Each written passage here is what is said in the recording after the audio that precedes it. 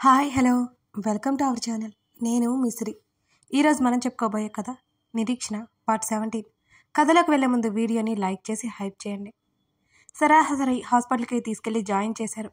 తన దురదృష్టానికి లోపలే కుమిలిపోతూ విజిటర్స్ హాల్లో కూర్చుని ఉంది ఇందిర. విషయం తెలుసుకున్న అదితి సరాసరి హాస్పిటల్కి వెళ్ళింది. ఇందిర ఏడుస్తుంటే ఓదార్చుతూ ఆమె పక్కనే కూర్చుంది అదితి.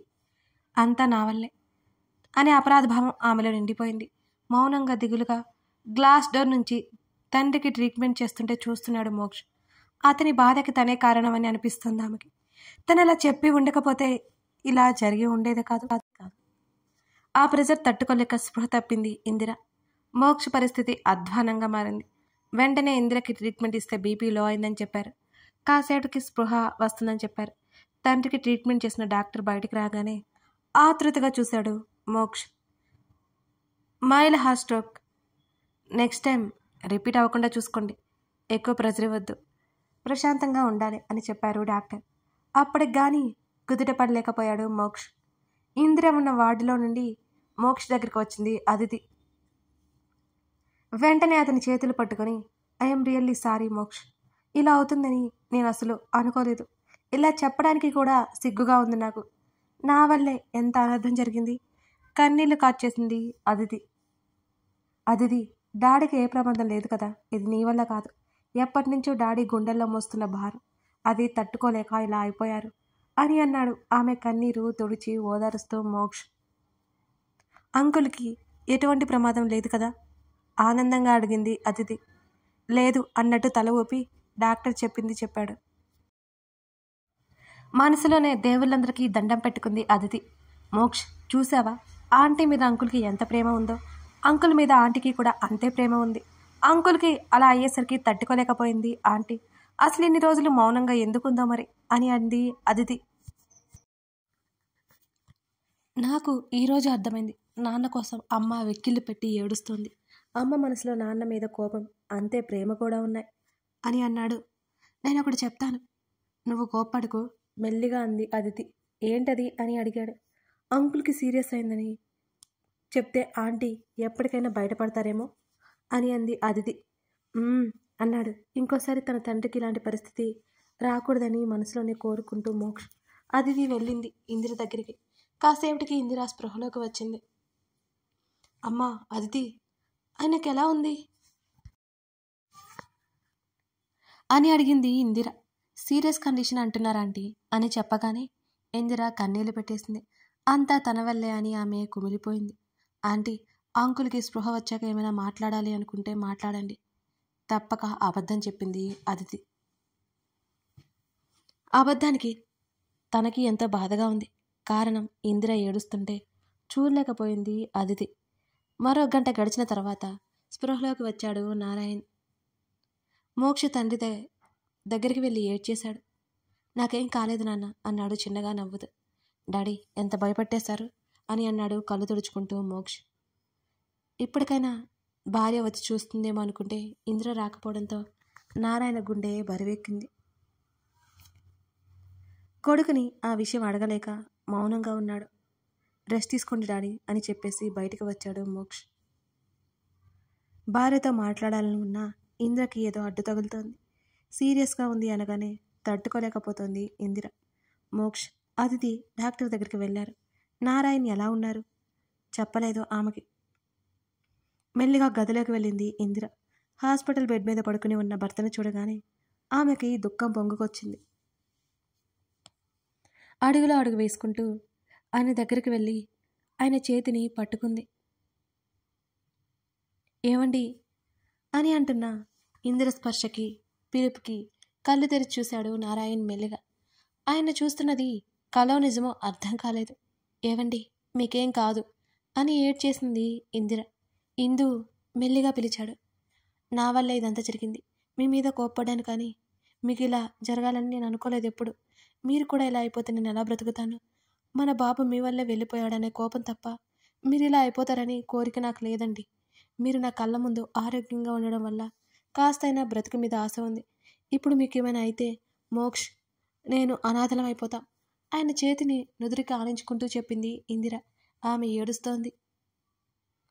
తను చూస్తున్నది నమ్మడానికి చాలా సమయమే పట్టింది నారాయణ్కి.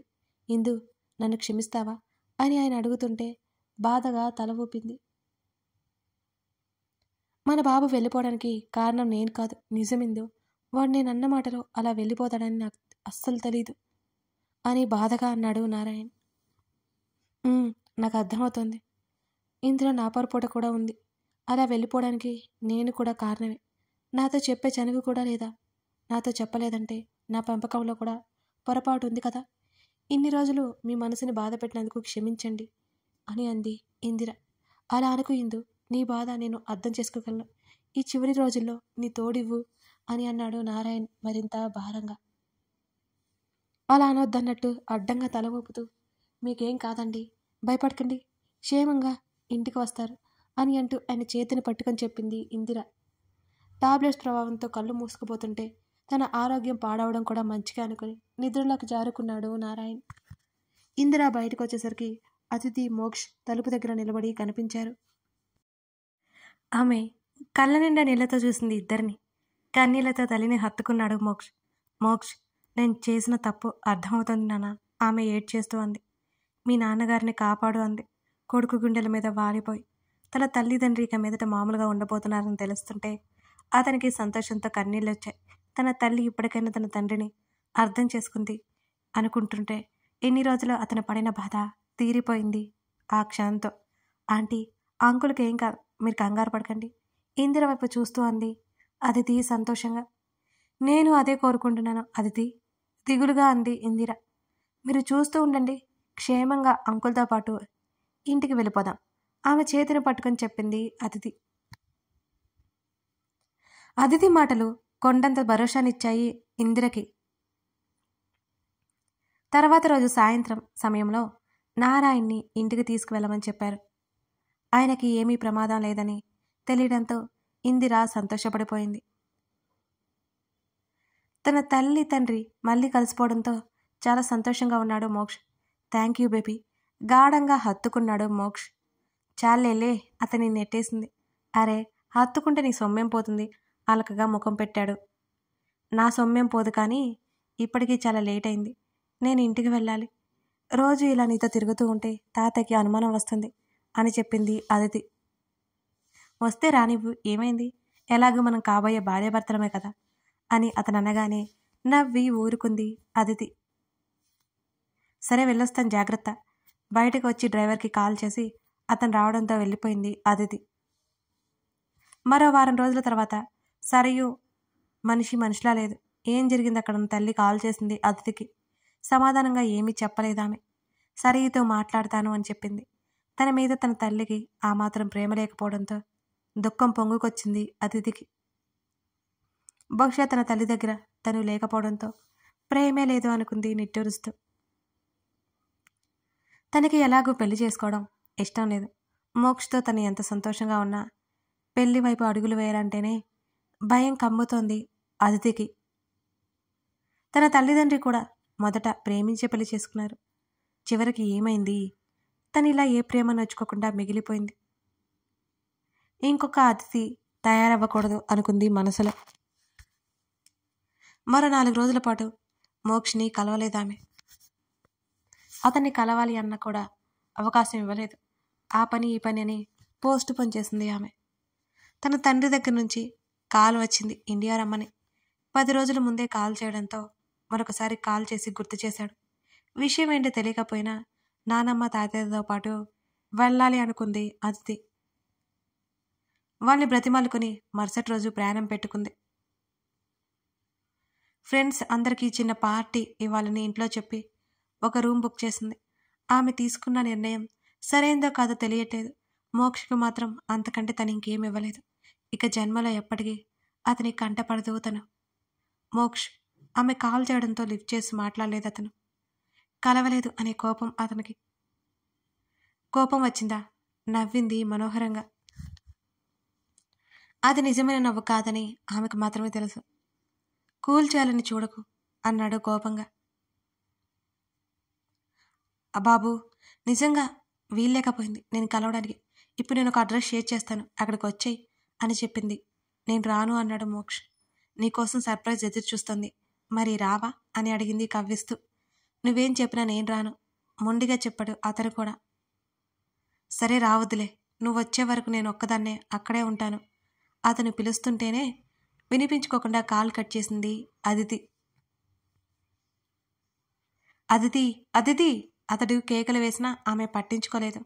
స్నానం పూర్తి చేసి డిన్నర్ తల్లిదండ్రులతో పాటు చేసి బయటకు వెళ్ళాడు అతను. తల్లిదండ్రులతో పాటు తనలా భోజనం చేస్తుంటే ఎంతో సంతోషంగా ఉంది మోక్షకి. అదే సంతోషంతో అతిథి దగ్గరికి బయలుదేరాడు. అంతులేని ఆనందాన్నిచ్చి ఆద్యంతమైన బాధనిస్తుందని అతను ఏమాత్రం ఎక్స్పెక్ట్ చేయలేకపోయాడు. ఆ సమయంలో చక్కగా రెడీ అయ్యి బయలుదేరింది అదితి. తన గుండె అంతా భారమైంది. తను చేస్తున్నది తప్పో ఒప్పో తెలియట్లేదు. నిర్ణయం అయితే తీసేసుకుంది. తన్ని తాను మోక్షకి ఇచ్చుకోవాలి. ఆమె బయలుదేరింది. గదికి చక్కగా అలంకరణ చేయించింది. హోటల్ రూమ్కి రాగానే అక్కడికి ఎందుకు రమ్మందో అర్థం కాలేదు మోక్షకి. ఎవరిదైనా బర్త్డే పార్టీ అనుకుని ఆమె చెప్పిన రూమ్ వెళ్ళాడు అతను. రాత్రి 8 గంటల సమయం. పెద్ద పేరున్న హోటల్ అది. 4 అంతస్తు గదిలో అతని కోసం ఎదురు చూస్తోంది అదితి. రెడ్ కలర్ ఫ్రాక్, దానికి తగ్గట్టు ఆర్నమెంట్స్. ఆలోచిస్తున్నది అన్న దానికి గుర్తుగా ఆమె పెదవులు పంటి కింద నలుగుతూనే ఉన్నాయి. ముద్దుగా ఉంది ఆమె. ఏంటి బేబీ త్వరగా రమ్మన్నావు, లోపలికి వస్తూనే అన్నాడు మోక్ష్. ఏం మాట్లాడలేదు ఆమె. అతన్నే చూస్తుంది అలాగే. బేబీ అంటూ ఆమె చెంప మీద చెయ్యి వేశాడు అతను. మోక్ష్ అంతే అనగలిగింది ఆమె. ఇక్కడ ఇలా ఒంటరిగా కలవాలి అన్నా ఏదైనా ముఖ్యమైన విషయమా అని అడిగాడు మోక్ష్. ఆమెను చూడగానే అతని కోపం ఏటో ఎగిరిపోయింది. ప్రేమ పొంగిపోయింది. నేనంటే ఇష్టమే కదా నీకు అని అడిగింది అదితి. ఏమైంది అదితి? ఆమెను దగ్గరికి తీసుకున్నాడు మోక్ష్. చెప్పు మోక్ష్, నేనంటే ఇష్టమా నీకు అని ఆమె మళ్ళీ అడిగింది. ఇష్టం?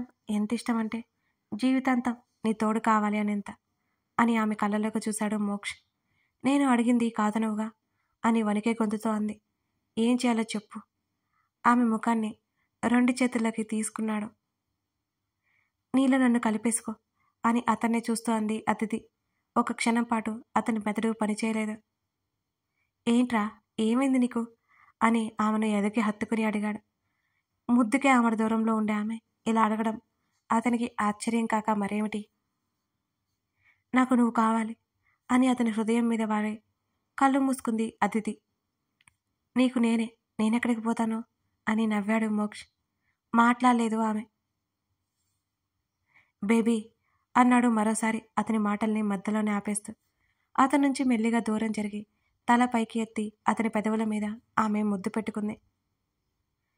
చెలియే అడకకి ఇచ్చిన కానుకకి అబ్బురపడి ముద్దుని కొనసాగించాడు అతను కూడా. ఆమె వీపు మీదున్న అతని చేతులు కిందకి జారాయి. ఆమె నడుము అతని చేతుల్లో చిక్కుపోయి ఉక్కిరి బిక్కిరైంది కాసేపు. అతనేం చేస్తున్నాడో అర్థమై వెంటనే దూరం జరగబోతుంటే అతని షర్టు కాలర్ పట్టుకుని దగ్గరికి లాక్కుని మెల్లిగా అతని షర్టు బటన్ తీసేసింది అదితి. Are you okay? ఆమె తల నిమురుతూ అడిగాడు Moksh. I love you Moksh. అతని హృదయం మీద తడి పెదవుల ముద్రలు వేసింది ఆమె.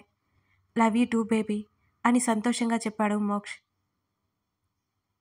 అప్పటి వరకు ఆమె ఐ లవ్ యూ చెప్పలేదు అసలు. ఇప్పుడు అలా ఆమె మనసులో మాట ఆమె నోటి ద్వారా వింటుంటే ఇంకొక క్షణం ఆగకుండా ఎర్రగా విరుస్తున్న ఆమె లేలేత పెదవులని అతను ముద్దాడాడు. కళ్ళు మూసుకొని అతని ప్రేమను ఆస్వాదిస్తోంది ఆమె. ఆమె గడ్డం మీద మునుపంటి గుర్తు అద్ది ఆమె కంఠం మీదుగా పెదవులు తాకిస్తూ కిందకి వెళ్ళిపోతున్నాడు మోక్ష్. ఊపిరి భారం అవుతుంటే అతని నుంచి దూరం జరిగి మరోవైపుకు తిరిగి ఊపిరి పీల్చుకుంది అదితి. ఆమెను వెనక నుంచి హత్తుకొని ఆమె భుజం మీద డ్రెస్ పక్కకి లాగి అక్కడ ముద్దు ఇస్తూ ఐ లవ్ యూ బేబీ అన్నాడు అతను. కరిరెప్పలు వాలిపోయి ఆమె నడుము చుట్టూ ఉన్న అతని చేతుల మీద పట్టు బిగించింది అదితి. కథ కొనసాగుతోంది. అదితి తీసుకున్న నిర్ణయం సరైనదే అవుతుందా? ఈ రాత్రి వారిద్దరి మధ్య బంధం పూర్తిగా ముందుకెళ్ళిపోతుందా? ఆ తర్వాత ఏమవుతుంది తెలుసుకోవాలంటే ఈ కథను మీరు పూర్తిగా చూడాల్సిందే. కథ నచ్చితే లైక్ చేసి కామెంట్ చేయడం మర్చిపోకండి friends. Thank you for watching this video. మరో ఎపిసోడ్తో మనం మళ్ళీ కలుద్దాం.